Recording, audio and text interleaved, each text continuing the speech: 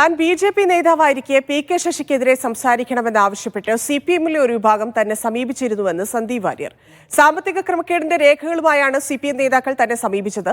ഇന്നലത്തെ മഴയിൽ മുളച്ച തകരയായ ആർഷോയെ പോലുള്ളവരാണ് പി.കെ. ശശിയെ ഭീഷണിപ്പെടുത്തുന്നതെന്നും സന്ദീപ് വാര്യർ മീഡിയ വണ്ണോട് പറഞ്ഞു.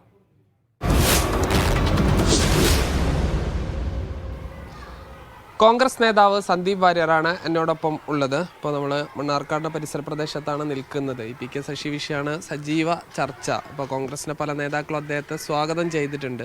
അദ്ദേഹത്തെ ലഭിക്കുകയാണെങ്കിൽ അത് കോൺഗ്രസിന് വലിയ ഗുണമാവുമോ? ശ്രീ പി.കെ. ശശി എനിക്ക് വളരെ ദീർഘകാലമായിട്ട് അറിയുന്ന നാട്ടുകാരനും പൊതുപ്രവർത്തകനുമാണ്. ഒരു പക്ഷേ അദ്ദേഹവുമായിട്ടൊരു നിരന്തരം രാഷ്ട്രീയത്തിൽ പോരടിച്ചുകൊണ്ടാണ് എൻ്റെ രാഷ്ട്രീയ പ്രവർത്തനം തുടങ്ങുന്നത്. പക്ഷേ CPM-ൻ്റെ ഒരു നേതാവ് എന്നുള്ള നിലയ്ക്ക് ആ പാർട്ടിയുടെ ഈ പ്രദേശത്തെ പ്രവർത്തനത്തിൽ അതിൻ്റെ വളർച്ചയിലൊക്കെ വളരെ നിർണായകമായിട്ടുള്ള പങ്ക് വഹിച്ചിട്ടുള്ള ഒരു നേതാവ് തന്നെയാണ് പി.കെ. ശശി.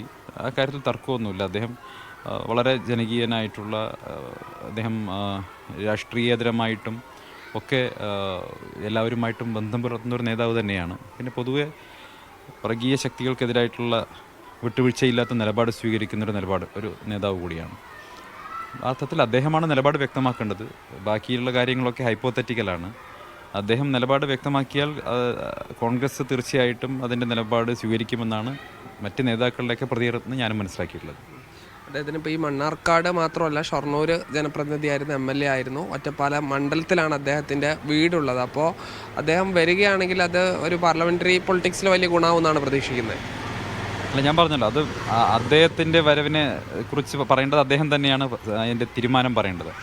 അതല്ലാതെ അതിനെക്കുറിച്ച് ഹൈപ്പോത്തറ്റിക്കലായിട്ടുള്ള സിറ്റുവേഷനെ കുറിച്ച് ഞാൻ പ്രതികരിക്കുന്നില്ല. പക്ഷേ ശ്രീ പി.കെ. ശശി ഇപ്പോൾ CPM-നകത്ത് നേരിട്ട് കൊണ്ടിരിക്കുന്ന അങ്ങേയറ്റത്തെ പ്രയാസങ്ങൾ, അത് അദ്ദേഹത്തോട് CPM കാണിക്കുന്ന അനീതിയാണ് എന്നുള്ള അഭിപ്രായമാണ് ഒരു പൊതുപ്രവർത്തകൻ, അദ്ദേഹത്തെ അറിയുന്ന ഒരു പൊതുപ്രവർത്തനം എന്നുള്ള നിലയ്ക്ക് എനിക്കുള്ളത്. കാരണം ഇത്ര ദീർഘകാലമായിട്ട് ആ പാർട്ടിക്ക് വേണ്ടി പ്രവർത്തിച്ചിട്ടുള്ള ഒരു നേതാവിനെ കൈവെട്ടും, കാലുവെട്ടും, കൊല്ലും എന്നൊക്കെ പറഞ്ഞ് ഇന്നലത്തെ മഴയ്ക്ക് മുളച്ച തകര ആർഷോയെ പോലെയുള്ള ആളുകൾ പറയുന്ന സമയത്ത് ശശിയുടെ ചരിത്രമോ ശശി ആ പാർട്ടിക്ക് വേണ്ടി ചെയ്തിട്ടുള്ള കാര്യമോ ആർഷോയ്ക്ക് അറിയില്ലെങ്കിലും മണ്ണാർക്കാട്ടുകാർക്കൊക്കെ അറിയാലോ. ഇപ്പോൾ പറയുന്ന പാർട്ടി ഓഫീസ് അവിടെ ഉണ്ടായത് എങ്ങനെയാണ്?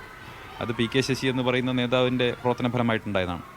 അതെല്ലാവർക്കും അറിയുന്ന കാര്യമാണ്. അപ്പം ഏത് പാർട്ടി പ്രവർത്തിക്കുകയാണെങ്കിലും, ഏത് രാഷ്ട്രീയ പാർട്ടി പ്രവർത്തിക്കുകയാണെങ്കിലും, അദ്ദേഹം പ്രവർത്തിക്കുന്ന കാലഘട്ടത്തിൽ ആ പാർട്ടിക്ക് ചെയ്ത സേവനങ്ങൾ മറന്നുകൊണ്ട് അയാളെ പുലഭ്യം വിളിക്കുകയും അയാളെ കൈവെട്ടും, കാലുവെട്ടും എന്നൊക്കെ പറയുകയും ചെയ്യുന്നത് അത് തികഞ്ഞ ജനാധിപത്യ വിരുദ്ധതയാണ്. അങ്ങനെ കൈവെട്ടാനും കാലുവെട്ടാനൊന്നും അത് ഏത് പാർട്ടിയിൽപ്പെട്ട ആളായിക്കോട്ടെ ഈ ഒരു ജനാധിപത്യ സമൂഹത്തിൽ ഈ കാലഘട്ടത്തിൽ സാധിക്കുന്ന കാര്യമൊന്നുമല്ല. ശശിക്കെതിരെ സംസാരിക്കാൻ ആവശ്യപ്പെട്ടു തന്നോട് എന്നാണ് ബി.ജെ.പിയിൽ നിന്ന് കോൺഗ്രസിലെത്തിയ സന്ദീപ് വാര്യർ പറയുന്നത്. ബി.ജെ.പിയിൽ ഉണ്ടായിരുന്ന സമയത്താണ് തന്നോട് CPM-കാർ ശശിക്കെതിരെ സംസാരിക്കാൻ ആവശ്യപ്പെട്ടത് എന്നാണ് സന്ദീപ് വാര്യർ പ്രതികരിച്ചത്.